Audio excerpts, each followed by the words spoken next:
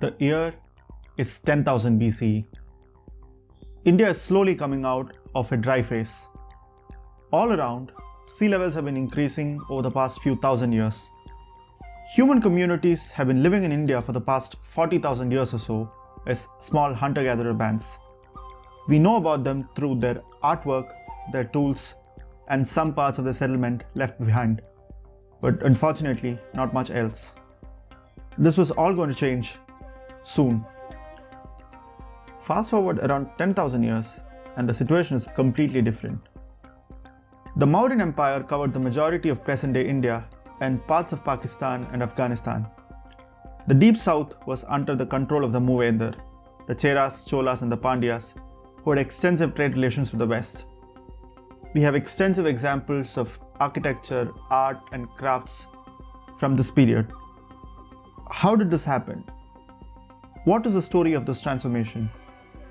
This is 10,000 years of Indian history.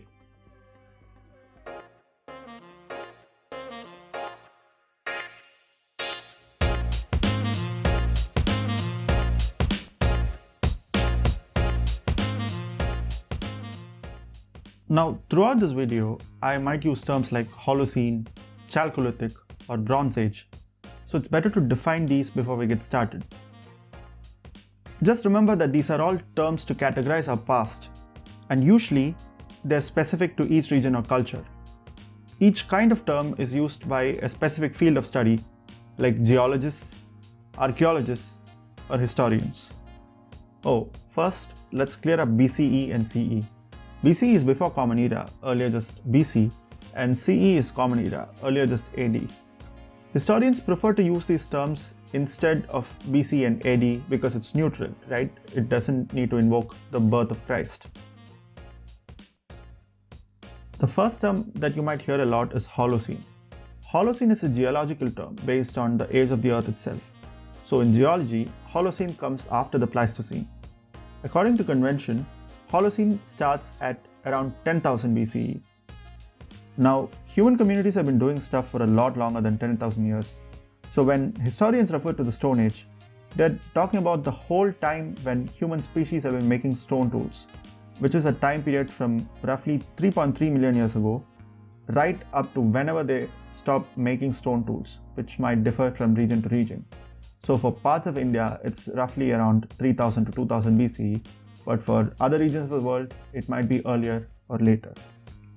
Now, within the period between 10,000 BCE and 200 BCE, historians and archaeologists use two different terminologies to talk about the same time period. Historians talk about Stone Age, Bronze Age or Iron Age cultures, not just referring to the kind of tools that they use, but also the kind of culture that these human communities had.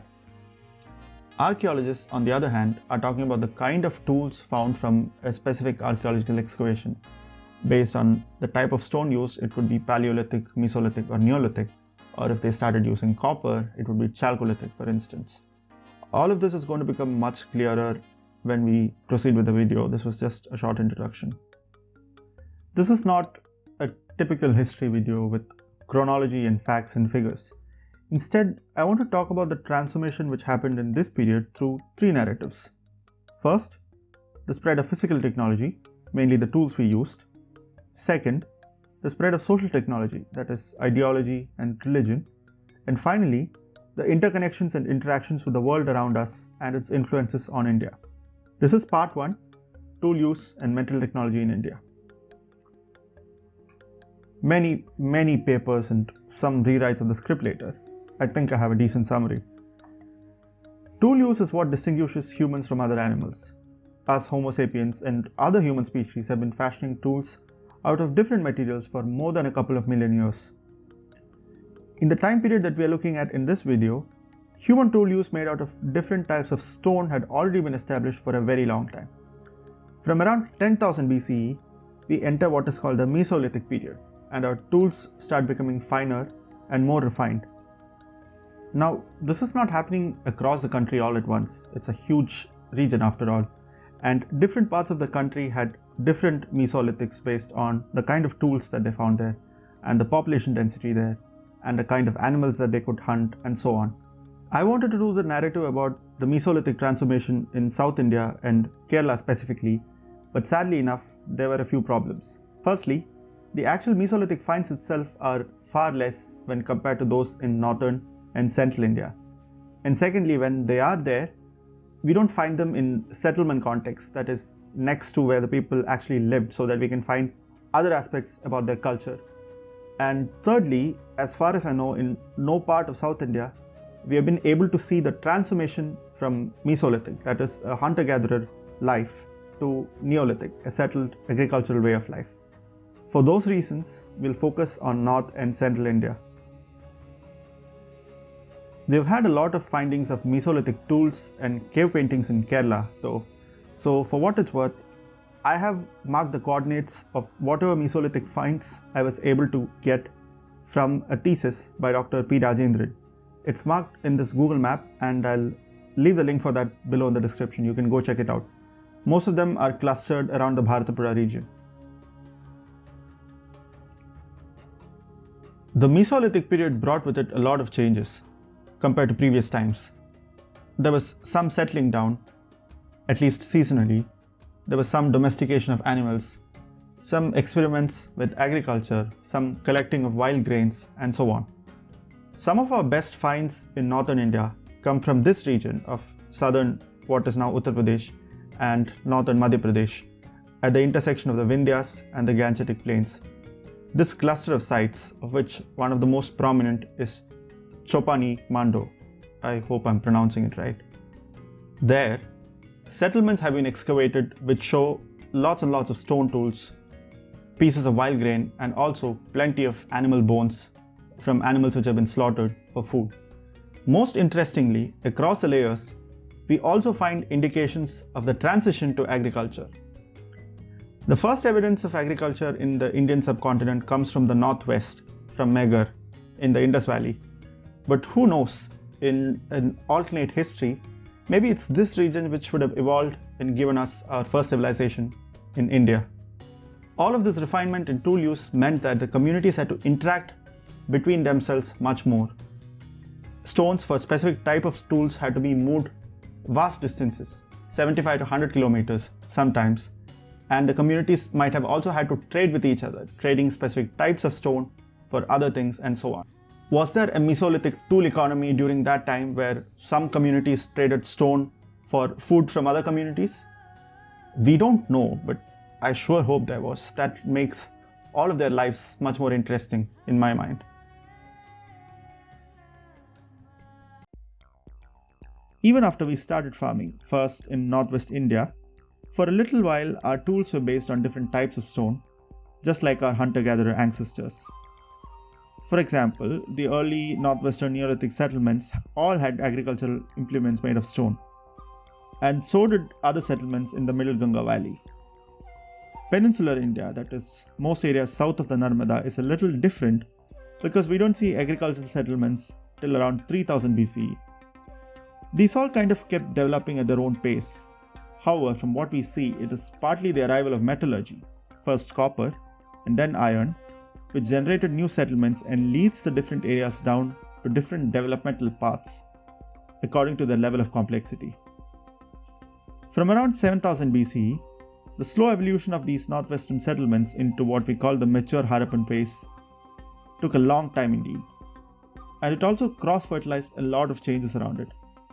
As they developed, they went from the Neolithic into what is called a Charcoallithic phase. In archaeology and history, the word Charcoallithic is used to denote the use of copper.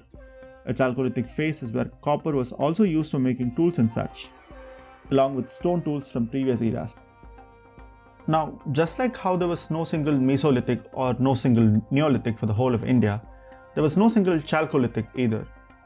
In fact, archaeologist Professor Vasant Shinde catalogued something like 10 Charcoallithics across the whole subcontinent. Now, we're not going to focus on all of these 10, I'll just focus on the one which is the most interesting to me, the one which developed in Baluchistan, which later developed into Indus Valley civilization. That's because Indus Valley at its mature phase was not just a civilization which used copper. As its complexity increased, a lot of other things relating to copper use also changed, there was a lot more standardization in metallurgy, and they started making bronze instead of just copper, and they invented new casting techniques such as the lost wax casting technique. The articles found from mature Indus Valley sites is not just regular copper, no.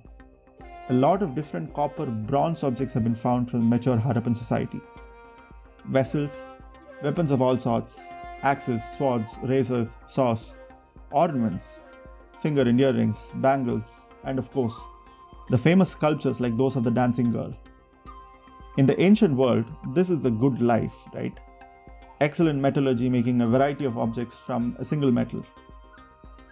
They didn't have any copper deposits in the Indus Valley area proper, but very nearby, the Aravalli Hills and Baluchistan. And this is where it gets interesting. It is possible that the demand for copper from Indus Valley might have led to the development of other village settlements outside, such as those in the Ganeshwara Jodhpura culture.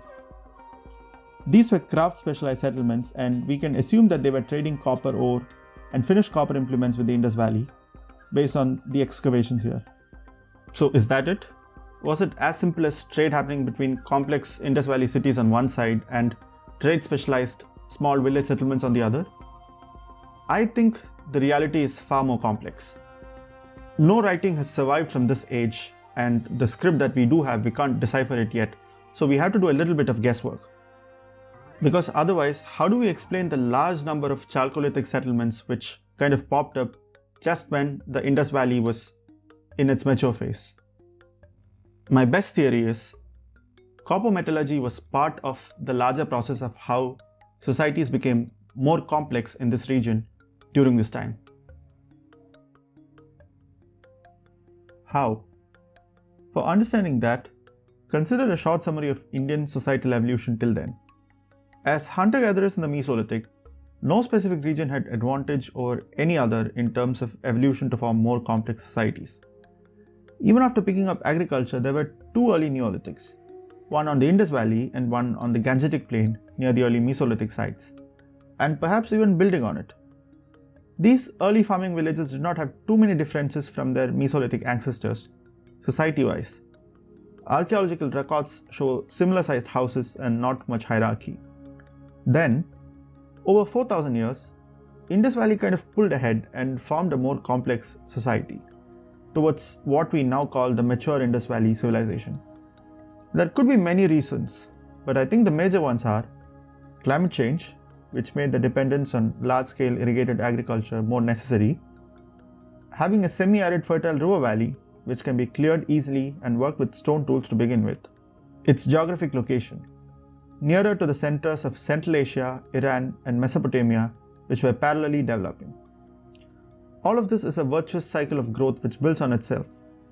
Cities started developing, and craft specialization and good metallurgy, possibility of trade with other urban civilizations, and so on. The other center of agriculture in the Gangetic Plain doesn't have all of these factors together at 6000 or 5000 BCE, it takes it down this path independently. What now happens after 3000 years, when 2500 BC comes around, is that you have Indus Valley, which is a highly complex, literate, craft-specialized, urban, rich region. And on the other hand, in central and northern India, you have a lot of farming settlements doing more or less what they had been doing for 3000 years or so. Their population would have definitely increased, and they did pick up some copper metallurgy, but they were not doing anything too fundamentally different. Now, these people, they certainly would have noticed the changes happening in the now rich region of Indus and wanted to be a part of it or wanted to copy it, build complexity, build hierarchy. Now, one way to do it is be a part of trade, and we know this happened, such as the settlements in Ganeshwara Jodhpura developing due to copper trade with Indus. A recent paper even found connections between the Aharbanas culture and the BMAC in Central Asia. But this was not just a one-way thing. Through these trade routes with the Indus, ideas would have also spread. Specific ideals of hierarchy, of control of natural resources, of status objects made of copper, giving power to certain people, and so on. In ancient civilizations, a lot like the world today, access to rare materials is how elites maintain their status and prestige. Archaeological excavations in central India have found that as the Indus grew, these regions did too, and they became more complex. Chiefdoms developed in the sites of simple farming societies. I got this idea mainly from two works, and I'll leave the name of the work and the appropriate highlighted sections on the screen for a few seconds, so please feel free to pause and read them. All good things must come to an end, and the Indus Valley civilization did too, after their brief time in the sun for about 700 years. What happened next? That's for the next part of this video. Spoiler alert, wide-ranging societal changes which happened when we shifted from rare copper towards more common iron. I hope you enjoyed this. If you'd like this video, please like and subscribe, and also share it with other Indian history enthusiasts. Thank you, and I'll see you in the next one.